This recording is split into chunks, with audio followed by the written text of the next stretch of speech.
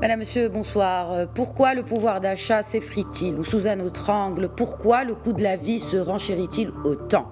Comme une pandémie, l'inflation touche les quatre coins de la planète. C'est la fièvre sur les marchés des matières premières et ce depuis plusieurs mois maintenant. Les prix alimentaires sont au plus haut depuis 10 ans. Une hausse en partie soutenue par la récente flambée des prix des intrants. Sur les 12 derniers mois, tous les prix des intrants, à l'exception des semences, ont grimpé. Plus en moyenne 66% pour l'énergie, plus 22% pour l'alimentation et plus de 50% pour les engrais. La hausse des engrais est entre autres due à la flambée des coûts de l'énergie, mais pas que, mais aussi aux réductions d'approvisionnement et aux politiques commerciales, en particulier cette suspension par la Chine de ses exportations d'engrais, et ce jusqu'en juin 2022. Côté énergie, les prévisions de base des services du Fonds monétaire international suggèrent que pour les économies avancées, l'inflation atteindra un pic en moyenne dans les derniers mois de cette année et baissera à environ 2% d'ici la mi-2022. Plus d'optimisme côté Banque mondiale qui estime pour sa part que la flambée des prix sur les matières premières et notamment sur l'énergie devrait se calmer dans 2 mois. Ce soir, nous avons avec nous 3 experts avertis pour nous répondre aux questions de pouvoir d'achat ou de compétitivité, des questions qui taraudent aujourd'hui autant le consommateur que l'industriel ou l'agriculteur, sans oublier les menaces grandissantes qui pèsent sur la sécurité alimentaire, notamment sur notre continent africain. D'ailleurs, j'ai le plaisir tout de suite d'accueillir nos 3 invités depuis Paris. Olivier Ravel, président Europe de la bourse électronique de gré à gré Griffin Markets. Depuis Rome, Pascal Liu, économiste principal, division des marchés et du commerce Food and Agriculture Organization of the United Nations, la FAO. Et depuis Nairobi, se joint à nous Mounir Halim, fondateur et directeur général d'une agence d'information sur les prix spécialisée sur le marché des engrais en Afrique, Africom. Bonsoir messieurs et bienvenue à vous dans Questions d'actu. Olivier Ravel, bonsoir. Alors, vous avez une longue expérience des marchés des matières premières. Est-ce que la situation est aujourd'hui inquiétante? La situation à terme est-elle inquiétante? D'abord de manière globale et puis on ira dans le détail. Alors, la situation actuelle est tout à fait, on va la qualifier d'inhabituelle. Il faut rechercher la genèse des restrictions actuelles et des difficultés d'approvisionnement et donc par conséquence des prix élevés dans les conséquences de ce qui s'est passé avec la pandémie sur le Covid. La pandémie sur le Covid a, en 2019, en 2020, réalisé une contraction historique de la demande. Et en fait, ce que l'on voit aujourd'hui, en partie, c'est une conséquence de la réduction très importante des programmes d'investissement, des CAPEX, des programmes aussi de mise en rénovation d'un certain nombre de champs pétroliers, de champs gaziers, qui fait que quand l'économie mondiale, de façon relativement synchrone, se remet à consommer, l'appareil de production et la logistique associée a beaucoup plus de mal à répondre à la résurgence de la demande qui est une résurgence synchrone. C'est là qu'il faut aller chercher un petit peu la genèse de la situation actuelle. Maintenant, est-ce que la situation est inquiétante? Il y a des mécanismes qui nous permettent d'espérer, on va dire, à terme, une meilleure adéquation de l'offre et de la demande. Le prix, bien évidemment, contribue de façon tout à fait importante à cet meilleur équilibre, mais on peut tout à fait imaginer qu'après un hiver dans l'hémisphère nord qui sera, on l'espère, pas trop rigoureux, que les prix des matières premières, en particulier de l'énergie et des matières premières agricoles, qui sont fondamentales, ont tendance à se calmer. Oui, mais quand vous dites que la machine économique un peu dans le monde se remet à consommer, est-ce que vous pensez peut-être ou vous partagez l'avis de certains observateurs qui pensent que eh bien, cette reprise a été un peu trop rapide et un peu trop forte? Alors, la reprise, elle n'est pas plus rapide ou plus forte que ce qu'elle devait être. On avait eu un choc historique sur la demande. La différence par rapport à ce qui se passe d'habitude, c'est que tout le monde veut consommer plus en même temps. Or, on le voit sur les prix du fret, en particulier le fret des containers et le fret de Mhm, vrac. mhm, On le voit sur le prix des matières premières agricoles. On ne peut pas, d'un seul coup, tous en même temps, vouloir retourner à un niveau de consommation qui était, identique à celui qu'on avait auparavant, avec un appareil logistique qui est légèrement dégradé. En plus de cela, on le voit un petit peu, on a la COP26 qui vient d'avoir lieu, la demande essaye, en plus de ça, de se décarboner. mhm. Or, une demande décarbonée, ça veut dire en général Coûte plus des cher. segments de marché sur lesquels les gens vont avoir tendance à se concentrer plus qu'avant. Plus de gaz, si possible moins de pétrole, même si ce n'est pas toujours possible. C'est une des conséquences de ce qui se passe.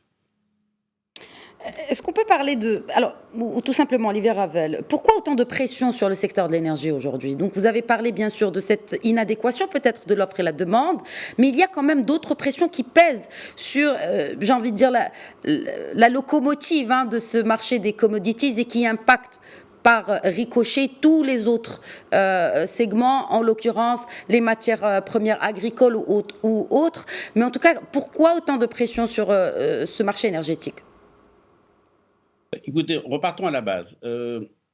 On a eu, pour la deuxième année consécutive, on va être dans une configuration de climat mondial qui s'appelle la Niña. La Niña est associée en général à des hivers plus rigoureux et un certain nombre de perturbations des productions agricoles, en particulier en Australie Mhm. et sur la côte est d'Amérique du Sud. On a tout un tas de phénomènes climatiques qui ont rendu la reprise encore un peu plus compliquée en termes de fournir cette offre que ce qu'elle aurait pu être d'habitude. Euh, je pense que à ce stade, quand on est dans une situation dans laquelle les prix ont énormément monté, les mécanismes de substitution commencent à fonctionner. Mhm. Euh, je pense qu'on peut espérer que l'augmentation de la demande, en plus de ça, on est dans une phase dans laquelle, globalement, mondialement, on assiste à une devise de dollar, le dollar qui est fort, vraisemblablement un début de remontée des taux. Ça Mhm. devrait contribuer à calmer cette demande à long terme.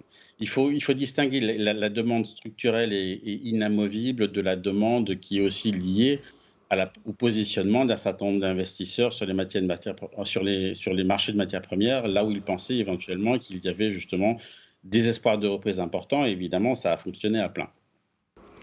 Oui, et puisqu'on parle donc de produits alimentaires, avec nous depuis Rome, Pascal Liot, économiste principal, division des marchés et du commerce à la FAO. Bonsoir Pascal Liot. Encore une fois, merci d'être avec nous. On parle d'un indice FAO des produits alimentaires qui a cru de 3% en un an, de septembre 2020 à septembre 2021. Que signifie cela? Parce qu'on le lit dans plusieurs analyses, dans les médias. Est-ce que cette hausse-là est conséquente pour d'abord le consommateur, mais aussi pour l'industrie et l'agroalimentaire? Et en gros, quels sont aussi les produits les plus touchés par cette flambée des prix? Oui, bonsoir et merci pour vos questions. Alors effectivement, l'indice FAO, qui est un indice composé qui concerne donc les prix internationaux d'un panier de produits alimentaires, a atteint récemment son plus haut niveau depuis 10 ans. Comme vous le Mhm, disiez, une forte hausse. Et cet indice couvre en fait plusieurs produits alimentaires de base, comme les céréales, les huiles végétales, la viande, les produits laitiers, le sucre. Alors parmi ces produits, effectivement, il y a eu des hausses très fortes. Par exemple, les prix du blé ont augmenté d'environ 40 sur les 12 derniers mois. Les huiles alimentaires, l'augmentation était encore plus forte, on parle à peu près de 70%. Quant au sucre, à peu près 40% aussi. Donc, c'est des hausses effectivement très fortes qui peuvent avoir des répercussions, ces prix internationaux, sur les prix des marchés, en fait, des pays. Le blé, par exemple, a été affecté par la baisse de production dans certains grands pays producteurs, comme en Amérique du Nord ou en Russie. Le sucre est affecté par la remontée des prix du pétrole et de l'énergie en général, puisque en fait, il peut servir pour la production de biocarburants, de bioéthanol. Les prix de la viande sont affectés par la fièvre porcine. C'est pas une nouvelle évolution, ça fait déjà un certain temps que la fièvre porcine est là et donc a des impacts sur l'offre mondiale de viande. Et aussi la demande de la Chine en matière donc d'importation de viande est importante. Donc, c'est différents facteurs. Comme vous voyez, pour chaque produit, en fait, on a différents facteurs qui influent. Et ce qui est intéressant, c'est effectivement cette concomitance. Donc, différents facteurs poussent en même temps, convergent pour pousser en général les prix des produits alimentaires vers le haut. Ceci dit, il y a une exception. Par exemple, dans le cas du riz, les prix du riz ont plutôt tendance à aller en sens inverse, ils ont plutôt baissé grâce à des bonnes récoltes dans les principaux pays producteurs. Donc ça, c'est une différence importante avec les crises alimentaires précédentes qu'on a vues, notamment celle de 2007-2008, où là, les prix du riz avaient aussi fortement augmenté. Alors évidemment, ces hausses de prix sur les marchés mondiaux peuvent se répercuter et se répercutent dans un certain nombre de cas Mhm, sur les marchés nationaux. mhm. Ceci dit, les marchés nationaux ont aussi leur propre logique et leurs propres facteurs et ils vont évoluer aussi différemment. C'est-à-dire qu'on peut aussi avoir des cas où les prix mondiaux des produits alimentaires de base restent relativement bas et malgré tout, on a des flambées au niveau local ou au niveau national dans certains pays. Donc, il faut bien aussi prendre en compte le fait qu'il y a des facteurs locaux et nationaux qui jouent et qu'on n'a pas une transmission toujours directe des prix internationaux vers les marchés nationaux. Pascal Lieu, est-ce que, parce que si on voit de plus près les indices d'inflation dans le monde, on voit que par exemple dans des pays comme le Japon où l'inflation ne dépasse pas les 0,1%, aux États-Unis, elle est de l'ordre de 6,2%. Bien sûr, cela englobe les produits alimentaires tout autant que les autres produits à la consommation. Mais est-ce qu'il n'y a pas une corrélation entre l'inflation et l'autosuffisance, notamment en matières premières agricoles, Alors, naturellement? oui, alors il y a évidemment une forte corrélation entre les marchés internationaux de l'énergie et les marchés internationaux alimentaires. Mhm. On voit que, en fait, lorsque le prix du pétrole et en général des produits énergétiques augmentent, les prix donc des produits de base agricoles ont tendance à augmenter aussi. Donc il y a une forte corrélation et c'est dû en partie au fait qu'il y a une forte utilisation d'énergie dans la production agricole primaire, par exemple en ce qui concerne par exemple les intrants, la Mhm. production d'intrants donc est forte et gourmande en énergie, les engrais en particulier, mais aussi certains produits d'application phytosanitaire. Aussi une forte demande d'énergie pour le travail de la terre, tous les moyens mécaniques qui servent à travailler la terre et à récolter, tracteurs, moissonneuses, batteuses et autres.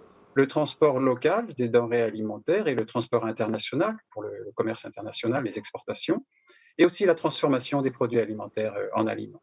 Donc tout ça, ça crée une certaine corrélation en fait entre les produits alimentaires, leur prix et les prix de l'énergie. Il y a aussi un autre facteur qui joue dans le cadre de cette inflation actuelle, c'est le taux de change aussi avec le dollar. Donc Mhm. ça aussi, un certain nombre de produits agricoles sont libellés en dollars. Donc Absolument. évidemment, si le dollar se renchérit, il peut y avoir aussi un impact sur les produits agricoles, le prix des produits agricoles. Très bien, vous avez parlé d'un En tranche juste. général, Oui, je vous laisse finir. oui. Je vous laisse Non, je terminer, dirais qu'en Pascal Lieu. général, je voudrais juste reprendre un petit peu enfin, revenir sur les propos, je pense, très importants de Olivier Ravel sur la demande, le manque d'adéquation entre offre et demande pour les produits énergétiques. Il y a eu, il faut bien dire, depuis quelques années, un sous-investissement, comme il l'a souligné, dans la production d'énergie, en particulier la production d'énergie fossile, qui n'a pas été compensé par l'investissement qu'il aurait dû y avoir dans les énergies renouvelables. En fait, Mhm. il y a eu évidemment une hausse forte des investissements dans les énergies renouvelables, mais elle est encore insuffisante pour combler le manque dû à la baisse des investissements dans les énergies fossiles. Et donc, une des conclusions, c'est que si on veut pouvoir résoudre de manière non seulement de manière à long terme ce manque d'offre énergétique, il va falloir augmenter encore plus les investissements dans les énergies renouvelables. Et ça, c'était absolument indispensable parce que le monde, comme vous savez, donc la COP26 s'est terminée récemment, il y a 2 semaines, et les modélisations actuelles sur la base des tout derniers engagements des gouvernements en matière donc de réduction des émissions de gaz à effet de serre montrent que avec donc les engagements actuels, le monde se dirige vers une hausse médiane au niveau mondial donc de la température d'ici la fin du siècle de 2,4 degrés Celsius, ce qui est tout à fait excessif par rapport au niveau jugé établi par le GIEC dans son rapport de 2018, qui disait qu'il fallait absolument tout faire pour réduire la hausse en dessous de 1,5 degré Celsius. Donc, il y a un effort énorme d'investissement à faire pour réduire les émissions de gaz à effet de serre, et ça passe aussi par les émissions, les investissements dans les énergies renouvelables.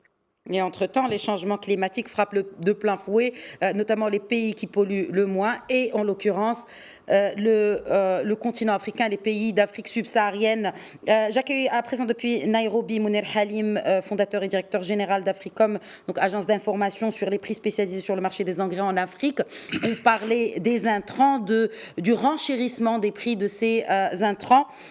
Alors, si on compare aujourd'hui, selon, encore une fois, les observateurs, le coût d'une tonne d'engrais coûte plus cher qu'une tonne de riz.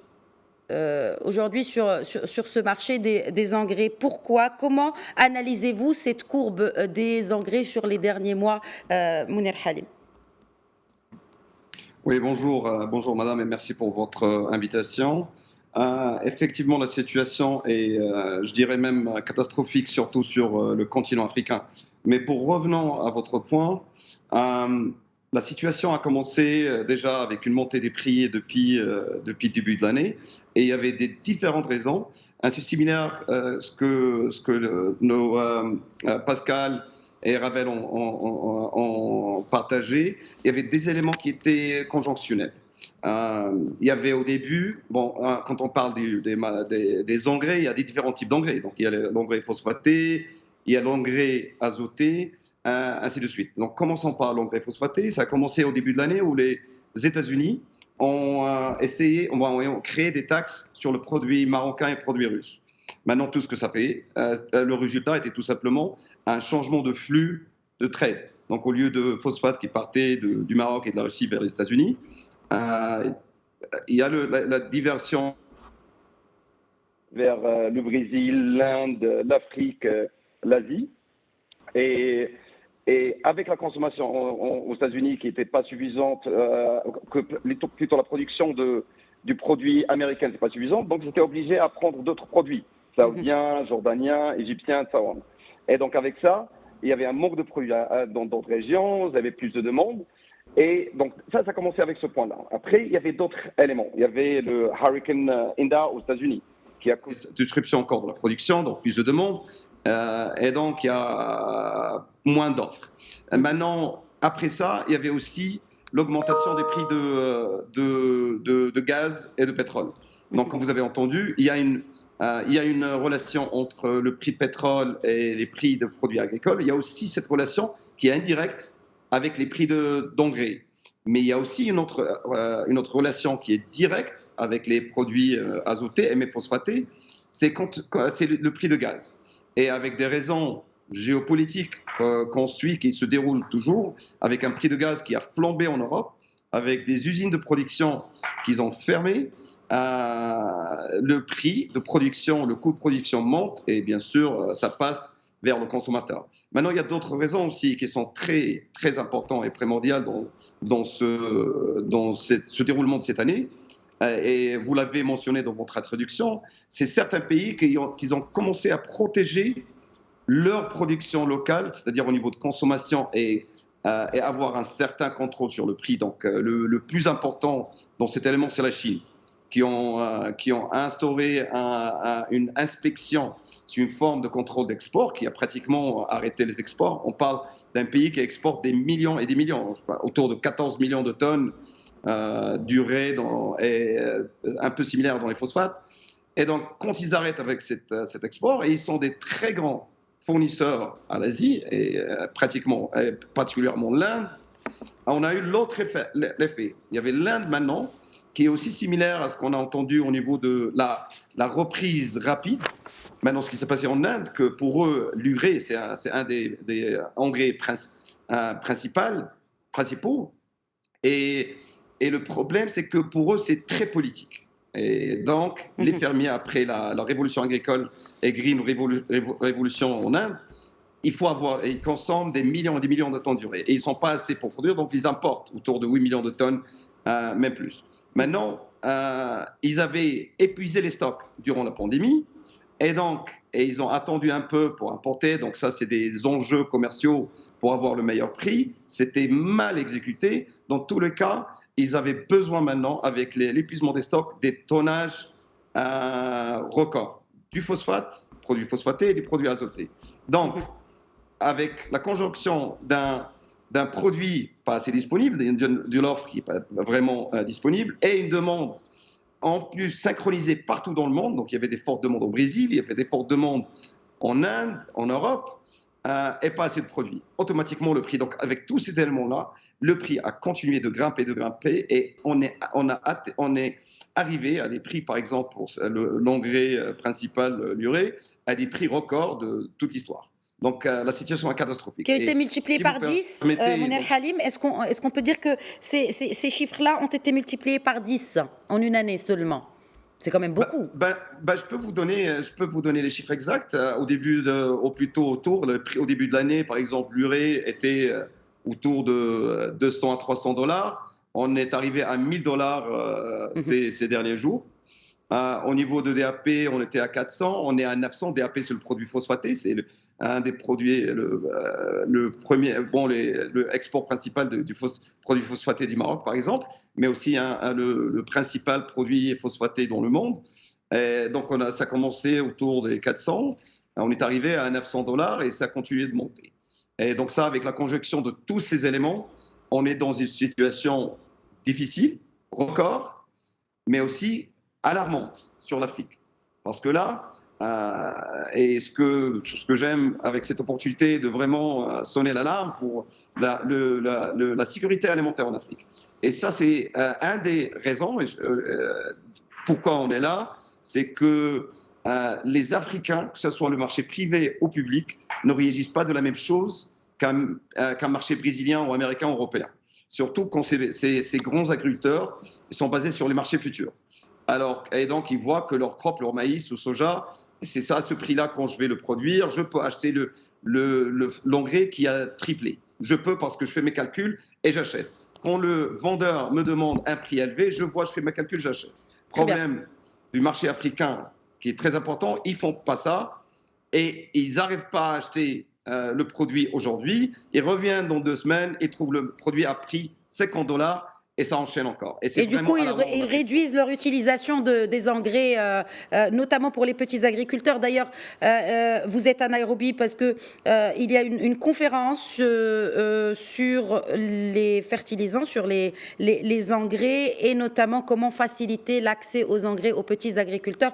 Nous allons y revenir. Mais je vais revenir d'abord et puis continuer sur cette volatilité des prix, Olivier Ravel, notamment sur les différentes échéances des contrats, donc à terme, qui ne contiennent pas seulement et contiennent beaucoup d'ingrédients, j'ai envie de dire, entre autres les coûts d'entreposage des matières premières, et aussi vous avez parlé tout à l'heure de l'offre et la demande qui deviennent cette marge entre l'offre et la demande qui devient de plus en plus étroite. Est-ce que vous pensez aujourd'hui que ceci doit être... Nous avions déjà... je vous avais déjà posé cette question dans une émission antérieure, mais je vous la repose. Est-ce qu'aujourd'hui, compte tenu de cette corrélation que les prix des matières premières, notamment énergétiques, ont sur la sécurité alimentaire, est-ce qu'aujourd'hui, une relative, j'ai envie de dire... peut-être pas imposer des régulations plus fortes, mais en tout cas réguler légèrement ce marché-là afin qu'il ne touche pas tout simplement à cette sécurité alimentaire qui reste vitale quand même. Alors, la sécurité alimentaire, c'est clair, c'est la chose la plus importante. Je pense que ce qu'ont dit nos deux invités, c'est très important.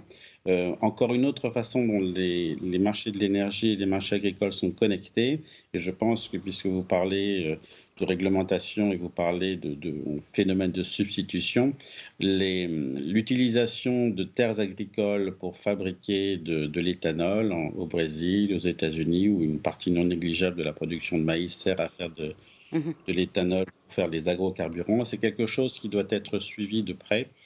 Vous parlez de réglementation. Je ne suis pas sûr que la réglementation dure, l'interdiction ou le quota, ça soit quelque chose d'absolument nécessaire. Et je pense que les gouvernements doivent faire très attention à la façon dont, en période de hausse de prix des denrées alimentaires, dont les terres sont allouées, dont les récoltes en fait sont orientées soit vers la consommation humaine, soit vers la consommation animale, parce qu'une partie aussi non négligeable des terres qui sont plantées vont vers la consommation animale, le fourrage, et ensuite vers les agrocarburants. Je pense que les agrocarburants, ça va devenir de plus en plus un sujet, parce que dans un certain nombre de pays, la production d'éthanol est devenue très importante. Deuxièmement, je pense qu'il faut aussi réfléchir en termes de sobriété, c'est-à-dire qu'une calorie de viande, c'est quelque chose qui est beaucoup plus compliqué à mettre en production qu'une calorie de végétal. Et donc la sobriété en Europe, mais également en Afrique, ça veut dire faire attention à ce que le bol alimentaire, de façon globale, soit le plus, de la façon la plus sobre possible, réorienté vers les matières premières purement végétales. Je vois bien, par exemple, qu'une des causes de la remontée de certain nombre de matières premières agricoles, comme il a été fait remarquer par M. Liu, c'était la reconstitution du cheptel chinois qui a fait qu'ils ont importé énormément de maïs pour les denrées qui vont nourrir ce cheptel. Je pense qu'il faut hiérarchiser les besoins et faire particulièrement attention à prioriser l'alimentation humaine en période de restriction. Oui, mais bon, du coup, quand on parle de bioéthanol, c'est comme déshabiller Pierre pour habiller Paul, et aussi ça pèse sur sur les autres prix. Donc vous faites bien de soulever cela. Mais alors, comment laisser l'offre et la demande s'équilibrer naturellement? C'est une question peut-être naïve, mais je me la pose quand même. Alors, il faut que le plus de gens possible puissent avoir accès à des marchés dans lesquels le prix se forme relativement librement. Je pense que c'est la meilleure façon que les ressources soient allouées. Je ne suis pas un grand fanatique de blocage de prix des denrées agricoles, parce que ça, en général, crée des phénomènes induits qui consistent dans beaucoup de pays dans lesquels on instaure ce genre de subventions, elles ont tendance à apparaître en période de difficulté et n'arrivent pas à disparaître quand un marché est revenu à son niveau d'équilibre. Et dans ces cas-là, qu'est-ce qu'on est en train de faire à long terme? C'est qu'on est dans la relation d'élasticité en fait entre l'offre et la demande. Il faut laisser ce prix jouer. Alors, effectivement, il faut que les petits producteurs en Afrique puissent avoir le plus possible accès aux indicateurs de prix internationaux, dans la mesure du possible, puissent plus facilement indexer leurs propres récoltes sur des prix internationaux, ce qui peut être compliqué. Mais je pense que c'est la bonne solution vers laquelle il faut s'engager, c'est essayer que le phénomène de substitution au fur et à mesure causé par la remontée des prix laisse l'économie s'ajuster. Quand bien même il s'agit de nourriture humaine, on le voit, les récoltes de riz ont été bonnes. Et c'est comme ça que je pense qu'il faut essayer de comprendre et de supporter en fait ces économies. Pascal Liu, quelle est la position justement de la FAO face à cette Face à ce drame de pénurie alimentaire qui pèse aujourd'hui sur beaucoup de pays africains, vous avez évoqué tout à l'heure la COP26, la représentante malgache a tiré la sonnette d'alarme. La situation dans le pays est très délicate, très inquiétante.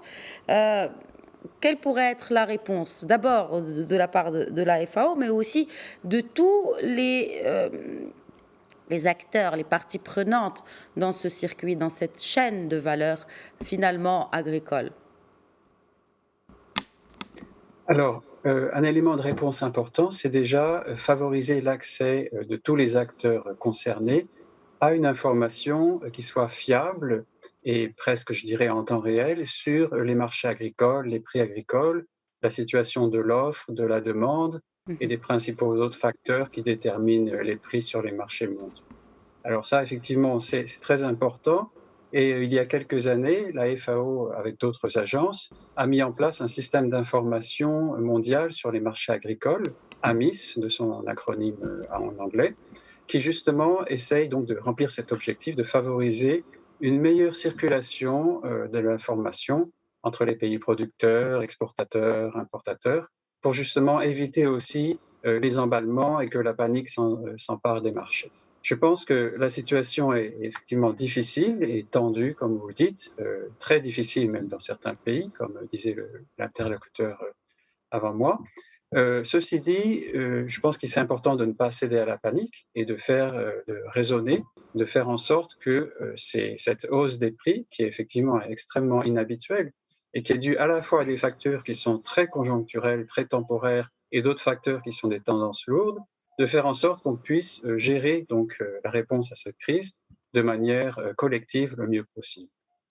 Donc, un autre aspect, après l'amélioration de l'accès à l'information, c'est favoriser justement les débats entre les gouvernements et les principaux acteurs, notamment les grands exportateurs et importateurs, grands producteurs, pour une meilleure coordination des politiques agricoles des gouvernements et des politiques commerciales aussi.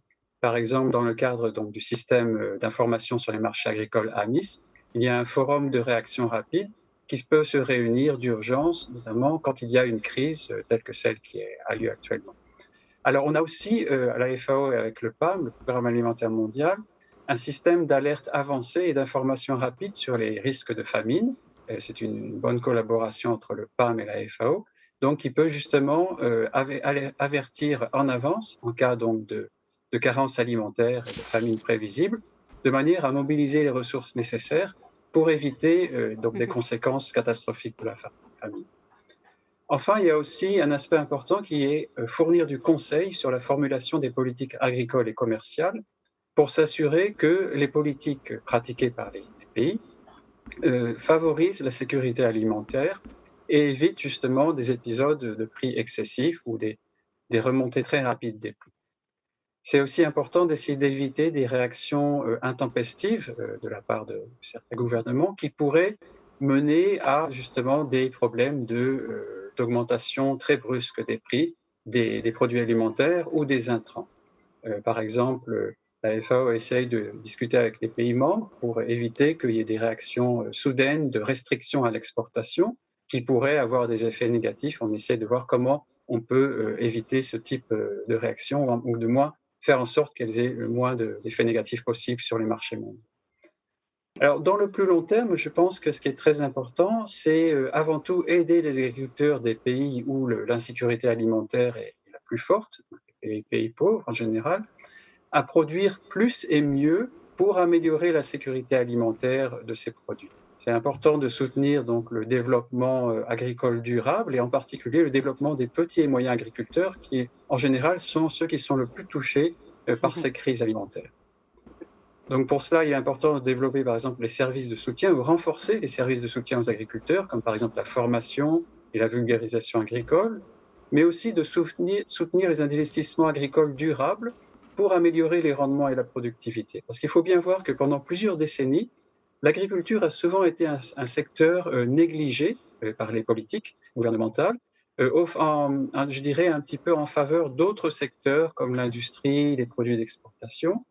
Et on a vu en fait une tendance à un sous-investissement dans l'agriculture. D'ailleurs, Pascal Lieu, je me permets de vous interrompre, puisque vous parlez de de négliger l'agriculture. Ce fut le cas lors de la COP26. On n'a pas consacré autant d'efforts à une agriculture durable et à éviter les impacts et les dommages collatéraux du changement climatique sur le monde agricole qu'on l'a fait pour les énergies, le nucléaire et j'en passe.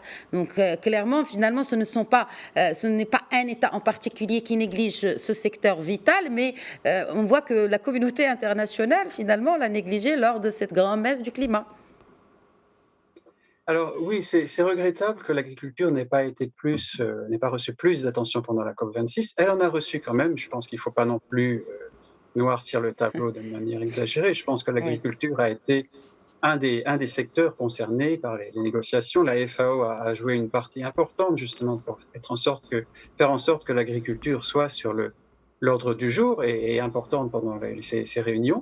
Mais c'est vrai que l'agriculture, effectivement, est à la fois une des premières victimes du changement climatique et aussi un contributeur important du changement climatique, puisque des travaux récents ont montré que les émissions de gaz à effet de serre de l'ensemble des systèmes alimentaires, donc ce n'est pas seulement la production agricole primaire, mais c'est aussi tout ce qui est commercialisation, transportation, distribution, etc.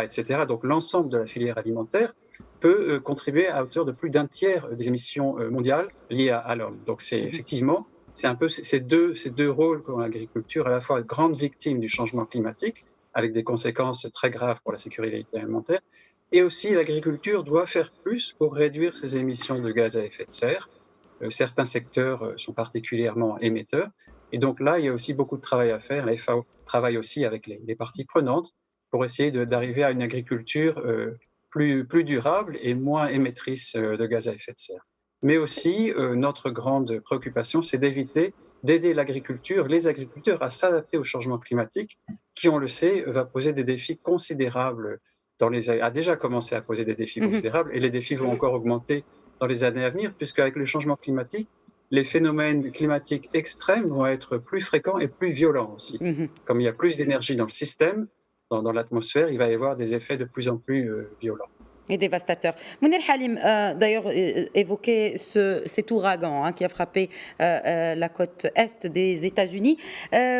Bon, alors, je vous reviens surtout par rapport à l'accès à la donnée sur le terrain. Donc, mes deux chers invités, Olivier Ravel et Pascal Liu, parlaient de l'accès à ces données, de l'accès à ces cours des matières premières, notamment des fertilizers, des engrais. Qu'en est-il sur le terrain aujourd'hui, notamment en Afrique, un continent qu'on connaît avec ses failles d'accès à la donnée et tout simplement de présence de la donnée dans ce circuit, et notamment dans cette chaîne de valeur agricole? Absolument. Et effectivement, M. Olivier Ravel a mentionné que ces acteurs africains n'ont pas déjà accès à cette information. Et clairement, ils ne sont pas habitués à utiliser ce genre d'informations pour leur avantage, comme les autres fermiers, marchés plus développés. Maintenant, déjà, c'est la raison pourquoi Africom a été créé. C'est dans le sens de ramener la transparence dans ce continent et dans les différents pays du continent qui sont très, très opaques. On a par exemple des acheteurs des engrais qui n'ont aucune idée de ce qui va se passer, et certainement certains gouvernements qui quand ils ont par exemple les producteurs, ou plutôt les acteurs locaux qui sont en train de vendre un prix qui est en train de flamber, et peut-être parfois c'est juste des marges qui sont en train de monter. Donc ils sont vraiment pas connectés avec ce qui se passe dans le monde. Et donc nous, on a commencé depuis 2018. On est déjà devenu l'autorité avec ça. On a beaucoup maintenant des acteurs, des importateurs d'engrais qui, au moins, ils sont en train de suivre maintenant, mais c'est pas assez. Les gouvernements, il y a beaucoup de secteur public, et ça, c'est dans le marché d'engrais. Maintenant, c'est en côté agricole, à part les grandes boîtes sur l'Afrique. Et on sait que la majorité, c'est des smallholder farmers. C'est un challenge. Et effectivement, c'est un problème qui est facilement à résoudre en principe, mais difficile à exécuter. Il faut vraiment l'énergie, la passion, mais aussi une forte idée pour développer ce marché, à commencer à acter, commencer à vendre, à utiliser les index dans leur prix formule pour vendre leur récolte ou acheter leur engrais, et ainsi de suite. Quel est le rôle d'un groupe comme OCP justement sur le continent par rapport à cela, mais par rapport aussi à l'accès à ces fertilizers, à ces engrais, surtout que, hein, on le disait tout à l'heure, eh bien, le petit agriculteur n'a pas forcément la facilité qu'un grand agriculteur a accédé aux engrais. Donc comment justement le groupe OCP peut jouer pour améliorer cela sur le continent, dans les pays notamment où le groupe est présent? Bon, déjà, le groupe OCP a fait deux grandes étapes ou deux grandes décisions et exécutions. D'abord, était de dédier toute unité de production pour l'Afrique. C'est de 1 million de tonnes. Et aussi, ils ont ouvert des bureaux un peu partout dans l'Afrique. Et donc, des bureaux, ce qui me dit des bureaux, c'est-à-dire ils sont en contact avec les marchés locaux et les gouvernements, donc secteur public, secteur, et pour passer l'information. Maintenant de mon point de vue, le challenge que, par exemple, l'OCP, comme vous avez dit, que les fermiers africains ne peuvent pas peut-être payer sur les niveaux qu'on arrive aujourd'hui, à des prix de $1 000. Mais l'OCP aujourd'hui, avec les prix qu'on a parlé au début, abordés, c'est les prix de matières premières. La même chose pour l'OCP, il a ces prix qui ont flambé au niveau de coûts. Et donc, ça reste. Maintenant, la solution, c'est pas vraiment de mon côté de voir, alors on va ramener des donations, des engrais, de mon avis, ça marche jamais. Il faut vraiment développer un marché pour qu'il soit résilient à toutes ces problèmes, ces changements. D'ailleurs, on est en train de découvrir et vivre ce stress test de pandémie et qui a confirmé qu'on n'est pas tellement prêt pour réagir. L'Afrique, c'est pire, mais maintenant, vraiment, c'est le moment de préparer contre tout potentiel problème, pandémie globale. Maintenant, en Afrique, c'est un problème. Donc, une des solutions qu'on est en train de faire aujourd'hui, d'ailleurs, comme vous avez mentionné, et je pense, soit c'est M. Ravel ou Liu qui ont dit, c'est encourager le débat. Donc, conférence en Hongrie, en Afrique, Hongrie, c'est pas nouveau. Mais de notre expérience, on sait que l'Afrique, c'est différent. Et l'Afrique, c'est pas un seul pays, c'est différents pays. Chaque pays a ses façons, ses conditions, ses spécificités. Et donc, effectivement, merci. Et donc, ce qu'on a décidé de faire, et d'ailleurs ça, par exemple, on a les grands producteurs, traders et importateurs qui croient dans ce nouveau concept qui est les débats. Donc, on a une conférence où il y a de networking, où il y a des présentations de marché, mais les présentations sont spécifiques à ce marché-là. Aujourd'hui, on est à Nairobi. Mais c'est un petit marché. Alors, Mounir Halim, quand même, quand on voit le marché africain en termes d'utilisation d'engrais, ça reste un petit marché. Est-ce que cela ne joue-t-il pas contre, finalement, que les projecteurs se tournent vers le continent et vers la sécurité alimentaire dessus? Puisqu'ils ne consomment pas tant que ça d'engrais par rapport aux États-Unis, aux autres gros producteurs, le Brésil et d'autres pays, sans citer de continent, mais bon, voilà. Mais tout à fait, ça c'est déjà un problème. Donc déjà, on est en train de consommer, disons, autour de une moyenne sur le continent africain de 20 kg d'engrais par hectare, alors que la moyenne mondiale est de 100, alors qu'on est même dans d'autres pays à 200. Donc on sait très bien, on a beaucoup à faire. Et juste pour vous dire, le marché, il n'est pas petit. Il est petit relativement à d'autres marchés. En volume. Mais en volume, ouais. On a par exemple l'Afrique du Sud qui consomme 2 millions de tonnes. L'Éthiopie, qui a le plus grand appel d'offres dans le monde sur le phosphate d'un seul coup. Mais pour les engrais, maintenant, ils ont besoin de 2,2 millions de tonnes, 2,1 millions de tonnes. Le problème, c'est pas ça. Le problème, c'est, en tout cas dans mon opinion, c'est la gouvernance de certains, soit gouvernements, soit des grandes sociétés de cotonnières. Ils sont pas ils actent pas. Soit ils ne sont pas informés, c'est clair, et leurs termes d'appel d'offres sont tellement outdated que même les vendeurs ont datés ça ne leur intéresse pas. Est-ce qu'on est en train de vivre aujourd'hui? L'Éthiopie, par exemple, 800 000 tonnes que d'un seul engrais, et ils ont eu 0 offre dans leur appel d'offres qui a clôturé, ça fait 3 jours. La situation est vraiment catastrophique et on a besoin pas que des débats, mais aussi des grandes interventions, mais structurelles et sustainable, soutenues. Durable. durable. Merci. Voilà, oui, je vous en prie. Merci en tout cas pour l'effort que vous faites de parler en français. Je sais que vous êtes plus anglophone que francophone, mais merci Mounir Halim. Alors, Olivier Ravel, bon, parlons avenir à présent avec vous pour clore ce tour de table. La Banque mondiale table sur l'accalmie des prix en 2022, donc les premiers mois de 2022. Je parle bien sûr de la genèse des prix qui ont augmenté sur les autres matières premières, en l'occurrence le pétrole et le gaz.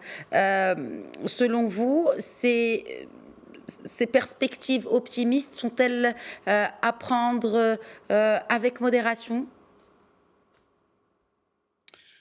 Il faut rester prudent. C'est tout à fait possible. Un certain nombre d'économies de pays d'Europe de l'Ouest tablent également sur une modération de l'inflation. C'est également le scénario central de la Banque européenne, la Banque centrale européenne. J'aurais tendance à dire, puisque ma zone de prédilection, c'est quand même l'énergie, ça va vraiment beaucoup dépendre cette année de la rigueur de l'hiver dans l'hémisphère austral. La demande de chauffage, quelque chose de relativement peu élastique. On est dans une situation où, donc, comme je le disais tout à l'heure, c'est la deuxième année où on va avoir un El Niño, donc a priori un hiver un peu plus rigoureux dans l'hémisphère nord. Il est probable, il est vraisemblable que les zones de tension se résorbent au cours du temps, mais une partie non négligeable de l'équation, finalement, va aussi dépendre un petit peu de la situation climatique. Mais si, encore une fois, je reviens à cet équilibre entre l'offre et la demande, si le secteur financier suit. Est-ce que le secteur financier va suivre ? Non, dans la probabilité que le secteur financier suit ce déséquilibre entre l'offre et la demande, est-ce que la situation ne risque pas d'empirer ? Ne risquerait pas ? Alors, la spéculation extrême est quelque chose qu'il faut combattre. Il faut quand même, quand on parlait tout à l'heure d'accès à l'information, c'est vraiment fondamental.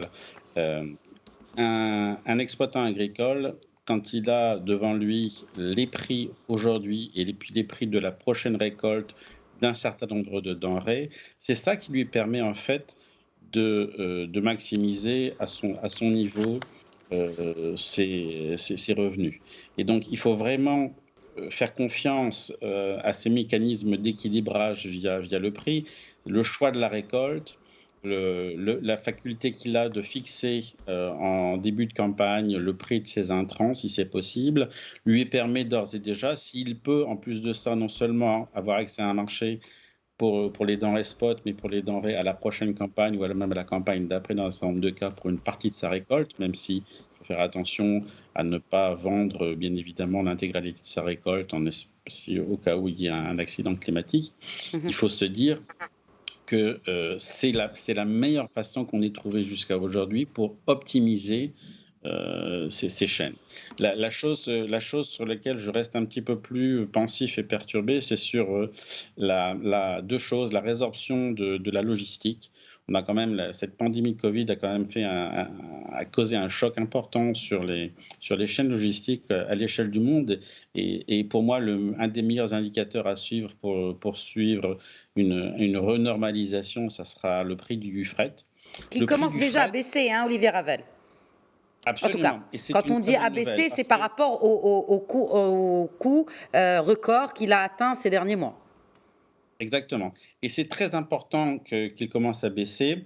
D'abord, ça veut dire que peut-être d'une certaine façon, les grands charterers, les grands fournisseurs de fret naval dans le monde recommencent à faire quelques investissements de mise à disposition de capacité.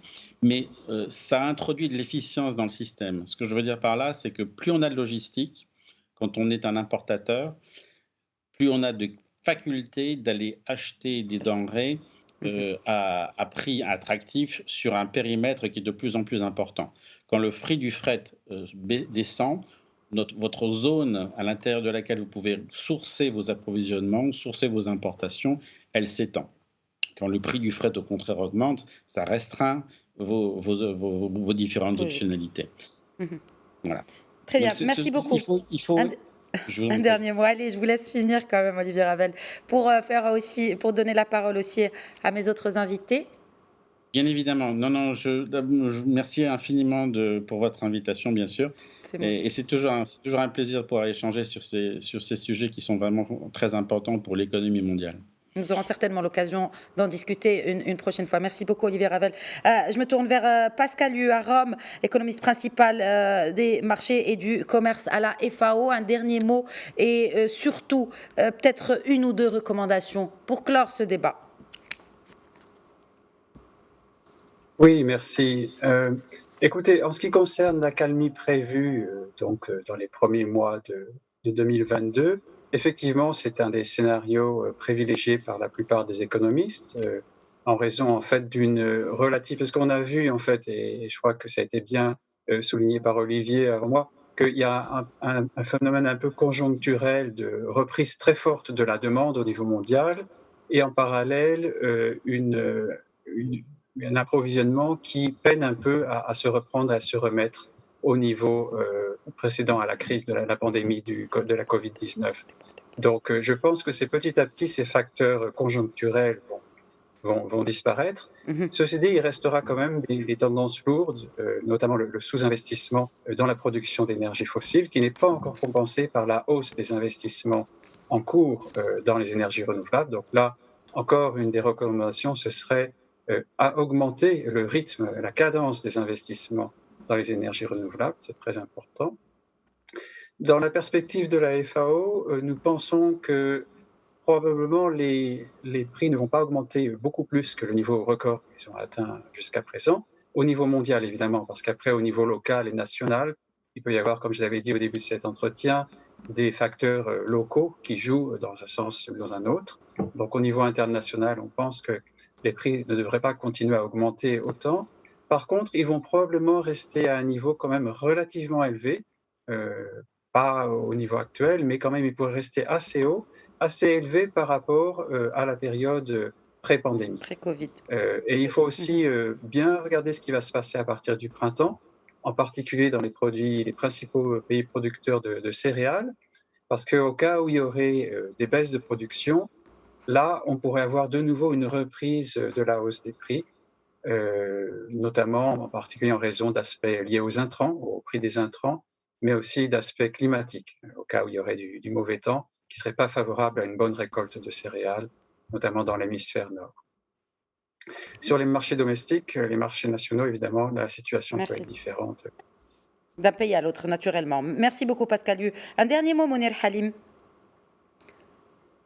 Oui, alors moi pour la recommandation, je ressouligne, j'insiste sur le point de market information, donc accès à l'information, qui est information is power, donc ce qui est très très important surtout quand on parle de l'Afrique. On a besoin de ça, on a besoin d'un effort de tout le monde, de toute la supply chain, et pour éviter ce grand risque de sécurité alimentaire. Et certainement, je vous remercie pour cette invitation. Merci à vous de l'accepter. Merci Mounir Halim, directeur général d'Africom. Merci Pascal Hu, économiste principal à la FAO. Et bien sûr, Olivier Ravel, président Europe de la Bourse électronique de gré à gré Griffin Markets.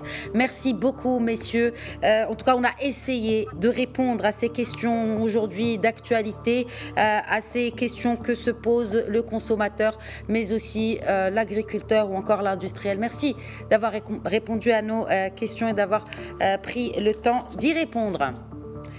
Voilà, c'est la fin de Questions d'actu. Très bonne soirée à tous.